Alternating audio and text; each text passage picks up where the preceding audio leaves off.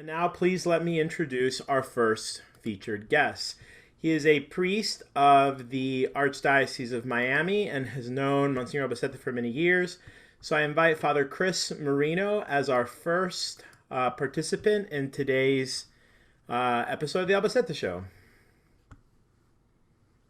Well, good afternoon. We're here because at some point in our lives, we were privileged to be called Monsignor's friends. And one of the great things about friendship with Lorenzo was that it was generous. It was generous. Many times I see how we are very possessive of our friendships.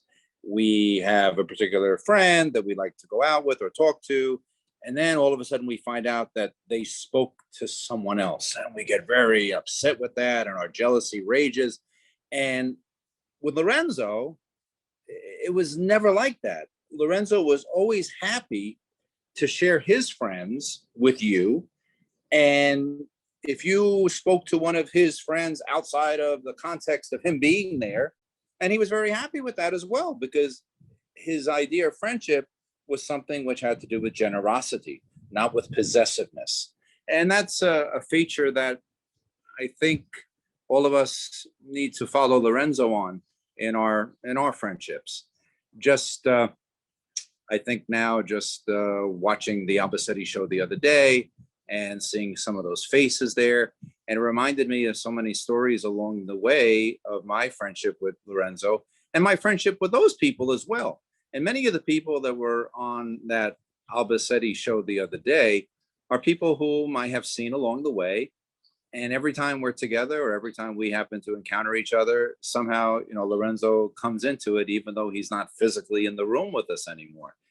And those friendships of those people that I saw on the show yesterday, endure because of the generosity of Lorenzo, because Lorenzo gave them to me, I would say, in a certain sense. And for that, I'm so grateful. Last night, as a matter of fact, after yesterday's show, late at night, as he is wont to do, Cardinal O'Malley, who has been a friend for 30 some odd years, independent of Lorenzo, but the friendship deepened as a result of Lorenzo. And now to the point that Cardinal O'Malley and myself, we remain very good friends because he has lots of family here in Miami. And we are very good friends. But so many of our conversations to this day, somehow they touch on Lorenzo. Something that happens, either he'll call me or I'll send him a message. And last night he called in response to yesterday's event. And he reminded me of so many things. And we spoke about so many things, about so many other friends that we've met because of Lorenzo.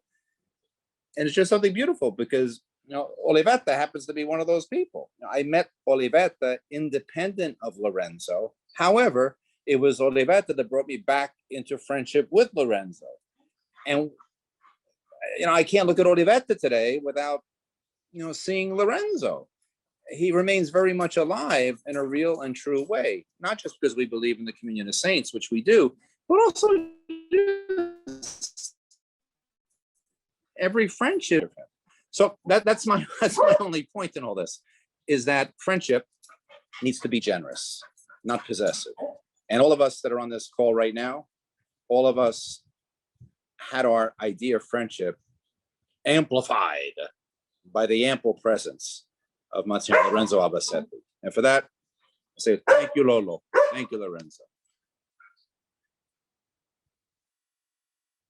Thank you, Father Chris. Our next guest is a journalist and a man of many talents. I'm not sure quite what he's doing right now, but angelomatera. Okay, thank you, Stephen. This is really a privilege to be able to share experience of Monsignor like this. Rereading, pretty close with Greg Wolf and knew about the book coming, and with Lisa and John, and got the book a while ago, and to to reread Lorenzo, which I've done periodically, but in concentrated form. I mean, it's been such a blessing for me to recenter myself and my work, because I work in media, I work in marketing, I work in communications, and I obsess about all the things that Lorenzo warned about. I mean, I enter into theory and discourse and so on. And the ideas that Lorenzo's ideas are very valuable, but to read him, you're always brought back to his person, to what he talks about, the event of the encounter with his humanity. And it's been such a blessing. And the main thing I wanted to relate is really my encounter with Lorenzo, which was part of my journey, my conversion to the church in the 90s, through John Paul II, reading a column by Andrew Sullivan on Veritatis Splendor, where it was interesting because so much of understanding Lorenzo, you need to understand paradox. It's all, Jesus is a paradox, the God-man. And Sullivan said he was simultaneously alarmed and attracted by Veritatis Splendor, the idea of absolute truth. And this was what triggered my final movement into the church. And I had a conversion, and I was very much a gung-ho Catholic, and then started to learn more about John Paul and Vatican II and the theology that Lorenzo was immersed in. I didn't know him yet. And I was starting to realize that my world in secular media at Time Inc. and so on, that everything I had experienced before my conversion was for a reason, to then try to communicate the church to that world. And that's been my passion. So anyway, to cut to the chase, I became friends with Chris West. And I said, I want to launch a website, which eventually became a website that I ran for about 5 years called God Spy. And he said, we were talking about John Paul, and he said something very bracing. He said, John Paul, which was critical for the project. He said, John Paul would rather you be free and wrong than unfree and right. And he said, and you must meet this man, Lorenzo Albacete. You have to meet him. And I had remembered that his name, that I remembered reading a column in the Sunday Times magazine, and that certainly got my attention. Who is this priest? And it's a serious Catholic writing in this bastion of secular media. And he said, you must call him. So to make a long story short, I called the office of CL when I was at Grand Central Station. I also was involved with a different movement that I was leaving, not because of anything bad, but it wasn't my charism. It wasn't, I had learned since a little about Giussani and the movement and the project of encountering culture. Anyway, he said, sure, come over. Or somebody said, yep, Monsignor will meet with you. And I liken it in many respects, not all, because he was not, he didn't torment me as Luke Skywalker meeting Yoda. You know, it was one of those experiences where we talked for 2 hours. And I mentioned to John, and he wants them. I said, I wrote down immediately when I got home, I wrote down 5 pages of notes of the incredible stories that we talked about, that he told. Many are classic stories. Some I haven't heard elsewhere, but it was a life-changing experience because he represented what I had started to learn, that the church was not, you know, all of the truths of the church were actually a fulfillment of the search for freedom that was driving and still drives secular culture in a distorted way. So this 2-hour meeting was this incredible conversation that was life-changing, and had several more afterwards. I had known Greg Wolf. He came in, we met Lorenzo. I think he hadn't really had a long meeting with Lorenzo and some other friends as well. But just, you know, the stories, the incredible stories that really, you know, what are these stories? You know, are they just stories? Are they gimmicks? Of course, you know, they're not. They represent the fact that not only can you be human and be a disciple of Christ, you're even more human, you're even more free. And it reminded me of an adage from, I had also come to know the people at Communio. Adrian Walker said, Catholics are interested in everything and afraid of nothing. And you know, this was just the final culmination of this experience. And again, like Jesus, you know, in the gospel, come and be with me. I mean, Lorenzo has, you know, embodies that, as we all know. But for me, he perfectly embodied the paradox of someone, you know, so many different paradoxes. The fact that he was a human, that these are concrete stories, you know, talking about being able to just go out and get a pizza and read a novel and be a Christian, you know, just all of the, you know, all of those concrete instances that Lorenzo always talks about, and many other funny stories, but yet it has profound implications theologically. So, you know, it's not about the theology, it's not about discourse. However, it doesn't deny that. It captures reality on such a complex level. So just one last story he meant that stuck me. I haven't seen anything else. He talked about the fact that when he met with, you know, regularly with friends at the New York Times, and one instance with Arthur Sulzberger, the publisher, and he recounted how Sulzberger said to him, "Monsignor, we know a lot of priests. They tell us what we already know. You tell us what we don't know." And I think that's just one particular story that I haven't heard elsewhere, that, you know, not that that's the goal, but he represents bringing, you know, he always represented shattering through ideology and conformity and just tired ideas into something new that, you know, we need today. And this is something that, you know, not to turn Lorenzo into a project, but the world needs who he is and still is, and as he is with us today. So he totally changed my life. So that's all I can say. Yeah, thank you so much. I appreciate that. Our next speaker is someone who has known Lorenzo probably longer than most of us, since he was 17 years old, and interestingly enough, has a connection to another one of Lorenzo's friends who would become Pope John Paul II. But I'd like to invite Jakub Grygiel to share with us his experience of friendship with Lorenzo. Thanks. I thought that you were going to say I have a connection to another person, which is Olivetta. Wow. I actually know Olivetta longer than I knew Lorenzo. Yeah, no, I think Olivetta knows me since I was, 10, 12 or something like that. Yeah, I think you were like 12 probably. Yeah, good old days when I was young and 80, white hair. Yeah. 83, so. Yeah, no, so I met Lorenzo, I think in 80, probably 6, 7 or something like that. Look, I mean, I put it in my background. Those are my college years right there. It's me and Father Lorenzo drinking beer. I've known him since, I was 16 or 17 when I was growing up in Rome, and he was teaching at John Paul II Institute, where my dad was teaching also. And essentially I was his parking attendant. You know, he needed to go somewhere to buy a pen, and I would be sitting in the car, you know, triple parked in Rome while he was buying the pens. That was my job, and that's how I got to know him. And from then on, you know, I've known him since he died, until he died. And look, I mean, it's very hard to describe Father Lorenzo for those of you who have not met it, because the stories are just wild, and you know, and they don't convey exactly, you know, the depth of him. I saw Father Lorenzo in Rome. I saw him in Paris. I was, you know, house sitting. I was helping with a parish in Paris, and he decided to come for one night to visit me. And we ended up at a Cuban restaurant where he started, you know, screaming against Castro and singing Cuba Libre.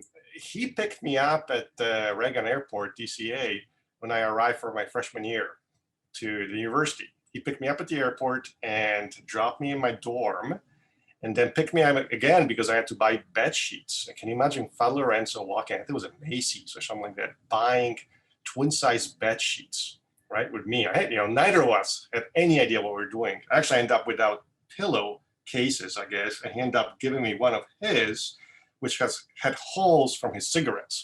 So I spent my freshman year with pillowcases from Father Lorenzo with holes from cigarette ashes. You know, these days, you know, you probably have some strange ideas of what was going on between us in giving the different accusations and different stories. You know, it was wild. But he actually took me on my second trip to the US. I was coming to DC to see some friends, to stay with them, to learn English. I didn't speak a word. And he decided, no, forget it. You have to come to LA with me because you spend too much time near the Vatican. And he took me to LA, and the first thing we did in LA wasn't to visit a church, was to see the Miami Vice show at the Universal Studios. Right. So that's the wild, and I can go on, right? It's, and none of that, however, conveys just the depth of the discussions and an enormous friendship. And let me just mention two things. One is actually following on what the first speaker, I think it was Father Marino, said on the generosity of friendship. One of the things that, and I would drive many days with him when I was in DC for my undergraduate studies. We would go from visiting his mother almost every day. She would have Alzheimer's near in the his nursing home of the Little Sisters of the Poor near Catholic U, and then pick up actually Father O'Malley. I remember picking him up. He has no idea who I am, but we picked him up and then went to some fried chicken joint. But the spectrum of people that you would meet with him over the course of 2 hours, 3 hours of an evening, right? You would meet some wealthy guy in DC, you would meet a bishop, you would meet a sisters, the Little Sisters of the Poor. He would end up talking, half hour at some homeless guy at the intersection, and pull out $20 that he couldn't find for the life of him in his pocket, right? And just give it to him. And then of course he had no money to pay for anything else after that. And he would have actually in-depth conversation with all of these people. Somehow, he found something in common with all of them. I remember once asking him something on the nature, like, what is going on here, right? And he said, there's absolutely no difference among all of us. And his point that we talked many times about this is, we all have the big question. And of course, you throw in the Latin, the magna quaestio, that St. Augustine mentions in the Confession. All of us have it. All of us have it. We just have to figure it out. I figure out what particular permutation of that magna quaestio, that big question mark, each one of us has, and how to help each one of us to ask that question. So I guess the generosity of friendship, in the way that Father Marino reported, or just the spectrum of people that you end up meeting with him and with whom he was a friend. The second quick thing that I want to just mention is, obviously he was incredibly well read, erudite, very deep, both I guess theologically, philosophically, however you want to put it, but it was all personal for him. And I don't mean personal as in in a good way. For him, you mattered, and the particular friendship mattered. And the way it's still shocking to me. He celebrated my wedding. I would tell him that he married me, and he would get furious when I said that. He said, no, I don't marry you. You're marrying your wife. I just celebrated the wedding. But at the wedding, I think Olivetta, you may have been there too. I was, now it's time for the vows, and he tells me the vow. I repeat them. I, Jakub, take you, Priya, to be my wife. He stopped me, like in front of the whole church. He said, stop. There's a moment of panic there. Any marriage is a mystery, and in many ways. And it's like, what's going on? My parents are there. My future in-laws are there. Friends are there. He stops and he said, no. Moment of silence in the church. And he said, stop looking at me. You're not married to me. Look at your wife. I was like, oh. Hey, we started again the vows. And then, okay, now it's fine. Now you're looking at your wife, not me. The point I think he meant beyond just a show was, I'm marrying her, not just some sort of idea, yes, the sacrament, absolutely, but I'm marrying her.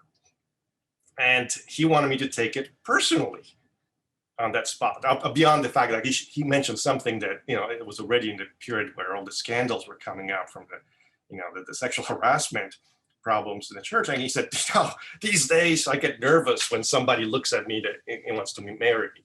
But his point was it's like, yes, it's her that you're marrying, and you have to go and spend the rest of your life with her, with Priya, with your wife, not with just an idea of marriage or the sacrament of marriage, which is there, but it's not just a theoretical point, it's that particular person. So that's what I meant by everything was personal with him, right? That it wasn't just a theoretical idea or an abstraction. It was right there in the body, in carne e ossa, as he would always say, and Italian is what it, and how would you translate in carne e ossa, in the bones and in the body of the person. So the personality, I guess, of the experience for him. I'll end it at that because I can continue and put up more pictures, which are probably more embarrassing to both of us. No, Jakub, thank you very much. And I will tell you, I have been to all of the sessions for this thing, and you're the first person who has mentioned that Lorenzo drove him around instead of always getting a ride from Lorenzo. So you have a unique distinction. Theresa Famolaro, our next guest, is from Washington, D.C., a member of so many, but more importantly, she is someone who's known him since San Francisco. So we'll let her begin with her story there.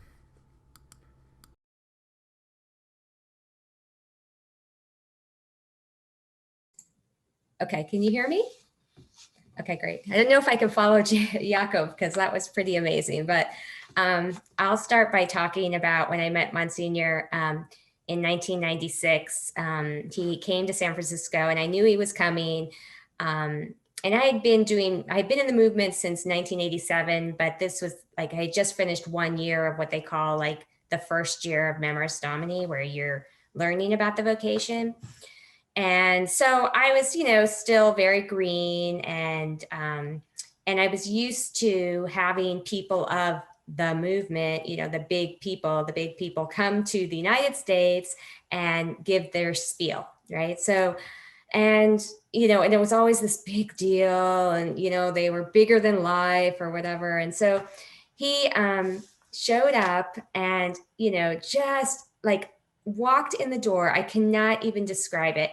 Walked in the door of, it was at University of San Francisco, this Jesuit university in San Francisco. And it was all the, if you can believe it, all the Catholic conservatives of San Francisco were there. Anybody that was a Catholic conservative was there. And so, he goes in and he just, immediately I fell in love with him because I shook his hand and he really wanted to know me immediately. It wasn't like, I'm the movement, he was just right there and shook my hand and, then he, of course, he was introduced by the head of what they called the Institute at that time, which was this very, very conservative religious institute at the University of San Francisco. And he, and, they made him seem like, oh, he was this wonder. He headed up the JP2 and he just broke the mold, and he broke my mold. And anyways, he told a lot of very funny stories, including the fact that the president of the United States introduced him as the Queen of the Americas, because he used to be the queen, the parish, he was a parish priest at the Queen of the Americas parish, but the president, Clinton, I think it was, got his name wrong. So anyways, there was a what you call a dinner afterwards, a reception afterwards. And then of course we all had a great time. It was amazing. We got to know Monsignor. And then the next day I get a call from a friend. I think it might've been Anne-Marie Bassett or or Habashi girl. One of the girls called me and said, hey, Monsignor's going on a limousine. And he's got a limousine and we're going to go around San Francisco in a limousine. And of course I'm working, and I had only been at my job for a year. So I was like, so I just told them, I said, I need to go. I have a friend that's got a limousine and we're going to go around the city. And so I literally took off, and there was a small group of us who I went downtown, we went to his hotel, and we got this limousine and we drove all around the city. And then we drove to Sea Cliff Restaurant, which is like a beautiful, it's like gorgeous. It's on the Pacific side of San Francisco. And he paid for our lunch. And you could see like it was just over the top extravagant. And at one point I was so in love with him. This is literally, you have to see this is 24 hours. I was just like, he just broke the mold in me. And I had earlier that year taken pictures on the beach right next to San Francisco. And there were these 3 guys I took these pictures of. And one of them, they all worked at Seacliff Restaurant, and one of them I remember was the pastry chef. So I literally asked the waiter, can the pastry chef come over so he could meet Monsignor Albacete? Okay, I was in my early 30s. I was just so impassioned by this guy. And then afterwards, he would regularly come to San Francisco, and we arranged like him to speak at Barnes and Noble and, all these bookstores. And, he loved coming out. He loved coming to California. And we did a lot of very extravagant and fun things. And, later on, I mean, there are many funny stories. He came down here. I would drive him around here in DC. I drove him in San Francisco. I drove him around. And but what is more, as I started to know his deepness, the depth of what he was speaking about, I have to say that he drew you in because he was so much fun. And then he got you, then you were like, okay, I can't mess around. So I'll just name some funny things, like, going to confession to him, or he would say at our retreats, at our memories retreats, he'd be like, do whatever you want, because if it's not good for you, Jesus is going to take it away from you. I mean, there's just like, and I was like, he's right. So then you're like more free, you're more extravagant, you're more out of control, and that was amazing. And then he would say things like, on our retreats, he would say things like, there's, what do you want? Sometimes I just want the pizza. There's the beatific vision. Okay. I just want to have a pizza. Limbo seems good. Limbo seems great. Let's just stay in limbo.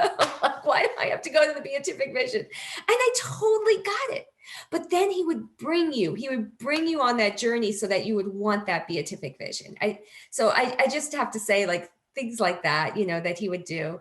And, then I'll just end with this. There's so many stories I have, but I'll end with this one part when he was dying. So at one point he started not to do our retreats because he was starting to get sick, and it was hard. He had his brother Manuel, and it was really, really hard. And I tried to, not just me, I know, like Olivet, a lot of people really tried to help with Manuel and everything. And I remember one time I went to Puerto Rico and we saw where Monsignor lived because of Yvette, Yvette, his high school friend that he was such good friends with. We saw where he lived, where he went to school, where he was the altar boy. I mean, where he got ordained. It was just like an Albacete tour by his high school friend. And I made a little booklet for him of pictures, and I gave it to him and the retreat. And then he came the next day and he said, you saved my night because of his brother. His brother was so happy to see all those pictures from Puerto Rico. But you can imagine, like, all night, he was always all night with his brother, so he would be with us during the day and then have to go home at night and cook for his brother and stay up with his brother. So it got to be too much. But, and then I can say just a little bit about when he was dying. I remember I think it was from Camille, that Monsignor was dying.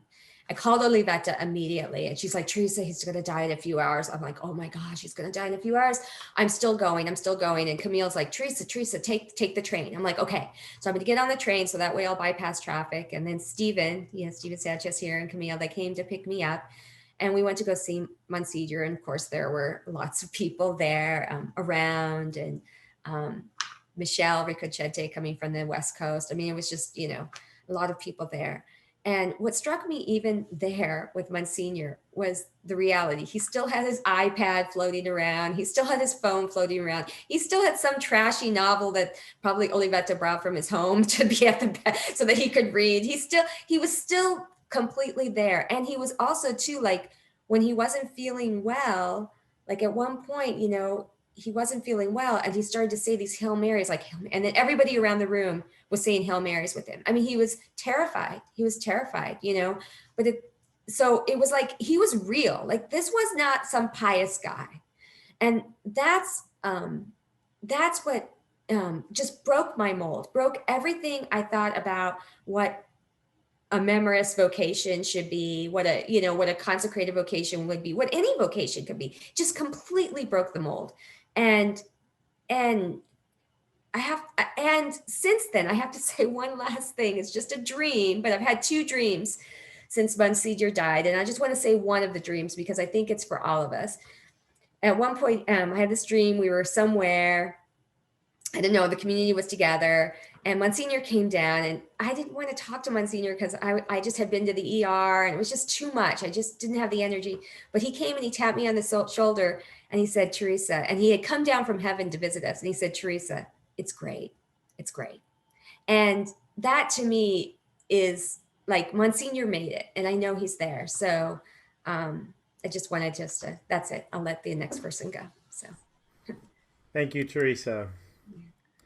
Our last but not least guest today is a great friend of Monsignor's and someone who I always love talking about Lorenzo with because I feel like you just really got him and loved him. And so thank you for being here and I invite you to share your experience with Lorenzo. Thank you.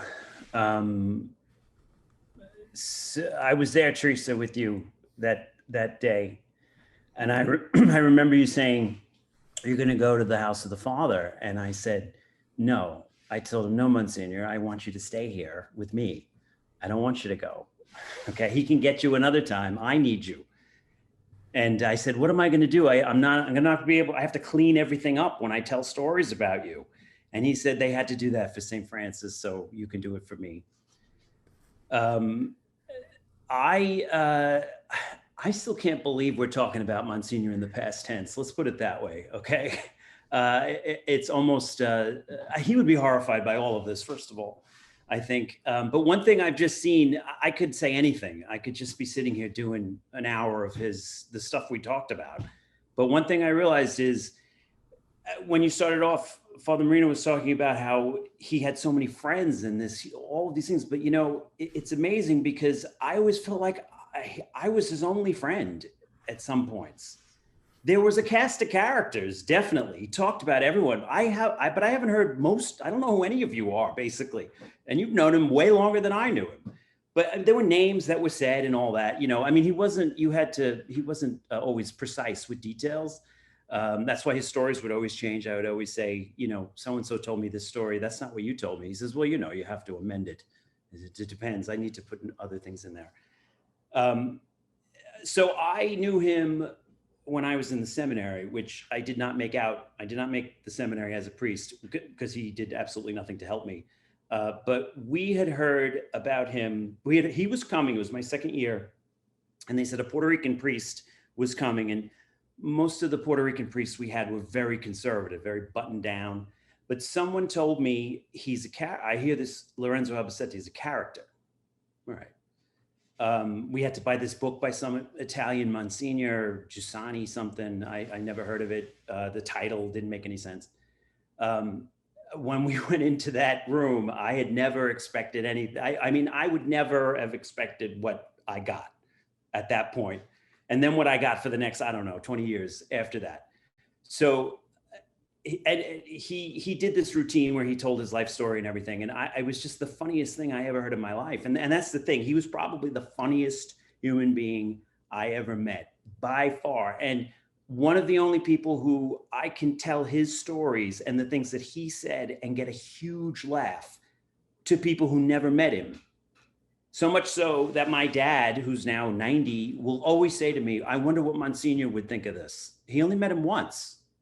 So much so that a friend of mine, who's much younger than me, is in love with him. I met him after Monsignor died, you know, so part of that is because if I'm saying anything Monsignor was saying to me, I'm trying to remind myself of what we did and what we talked about. So when I got to know him, I did actually get to spend a lot of time with him. Now, when I hear how other people knew him, and at one point I said to him, you know, there were 100 guys in the seminary. Why me? You know, and he said, well, I have tracked the reprobates. He said, so that's why you're the only one here. And then we were in Italy once for Rimini or something, and there was some of these kids. They asked, why did you become friends with Lewis, meaning me, because I had spoken about something. And he said, I looked at him and I looked into his eyes and I saw that he was wicked. and therefore I knew he had a chance to be saved. So, but he, for being as funny as he was, and there were many times where I don't know how many people got how funny he was, really, because he would talk and I would be the only one laughing. I mean, he would reference things, he would reference so many levels of something that I would just be screaming laughing, and most people didn't know what he was talking about, because he wouldn't explain it. He would just do it. I mean, when he was dying, you could have walked in there and it looked like he looked like this, he was losing his mind. But, Olivetta and I were talking, Olivetta's like, this is what he was always like, there wasn't anything different. And in fact, when he was saying those Hail Marys, I was there. I'm like, I don't think I've ever heard him pray, but he was pious. He believed in it. He believed in all of it. Because he used to say, look at me, he was big. He said, I can't give my life for a theory. He said, but he hook, line, and sinker, all of it. He said he wanted to do a Tridentine Latin Mass so he could wear a maniple just for the sake of wearing a maniple. He loved all of that stuff, but I mean, attached to this, fun, but funny, but just profoundly funny, in a way that my brain can't. No one else's brain can work that way, But he would. If you ever went to a stationery store with him, it was obscene.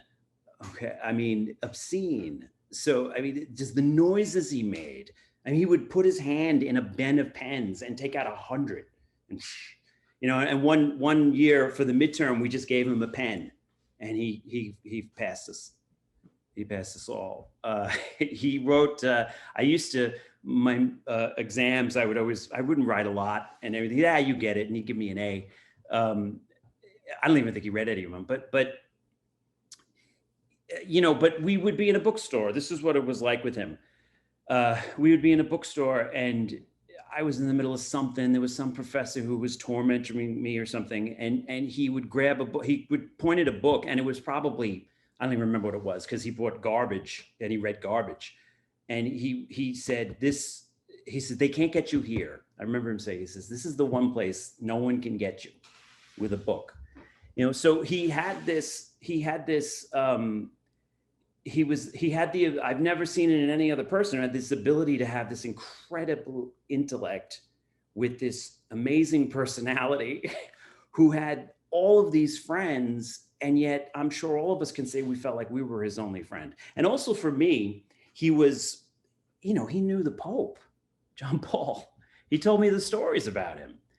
The things he would say to him and make him, like he said, spill spaghetti on his cassock at the lunches. He told me, he knew Ratzinger, who became Benedict. His phone would ring in the middle of class. Oh, it's the sacred secretary. He would stop and be talking to Cardinal Ratzinger. So the whole world opened up to this Monsignor who lived in Yonkers, basically, but he opened the whole world. I didn't go anywhere with him. We didn't try. We did in Italy a bit, but the whole world was there, So while you went to Kmart, because that's all we did, really. We went to the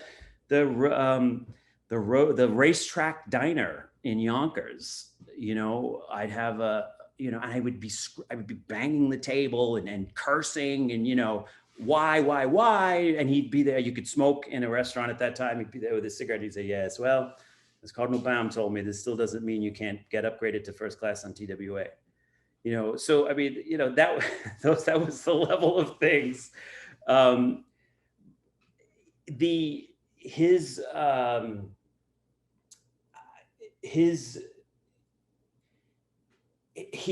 of the best things he ever said to me, and maybe this could put him in context, because he's this big personality who seemed like he was a superstar, yet could be amazingly personal. And I'm glad one of the things about him, and I'm not sure if that film showed it enough, was he could talk to the homeless guy. He had the women at his parish at St. Mary's. These were not scholars.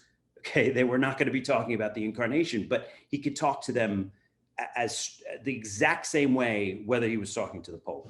So that that level that was there. But he once told me, we were in the refectory, which is the cafeteria, and he used to do the San Juan Bautista masses in Central Park when they would have the Puerto Rican Day. I don't think they do those anymore. And he was the celebrant, and so he had just finished one of them, and he said, "Listen," he says, "I could get up and do my act in front of 10,000 Puerto Ricans, but when I come back here, the hardest thing in the world is to walk across this cafeteria with my tray, because it's being myself." So, first of all, no one talked like that. Second of all, a priest, one of your professors, did never talk like that. As he would go and he would sit by himself and he'd say, "I'm going to sit in splendid isolation," like Pius XII, but I would go and sit with him. I was the only one who would go and sit with him because I had never seen anything like it. So I actually don't know what else to say beyond that. There's no doubt that I remained Catholic and probably still do because of him. Thank you, Louis. Thank you. I don't know how much more there is that you could add. It's been beautiful for me to see over the course of these days the stories that are shared, the commonalities and the differences. But I think that you say it very well when you say that when you were with Monsignor, you felt like you were his only friend, or he made you feel as if you were that important. And somewhat, I'll end our session and thank everyone's participation with this little anecdote. Someone sent me today a picture of one of Lorenzo's appearances on the Charlie Rose Show, and in the comments, there's someone who comments twice, and she says at the end of this, in this comment, is just this very brief comment: "I cleaned his house in Yonkers, the one on McLean Avenue. He was a nice man." It didn't matter if you were the Pope of the Universal Church, Castro, or the cleaning lady at his house, right? The encounter with Lorenzo made you feel like you had met someone special. There are just a few announcements that I want to say before everyone leaves. But first and foremost, I want to thank our guests for sharing their experience with Lorenzo.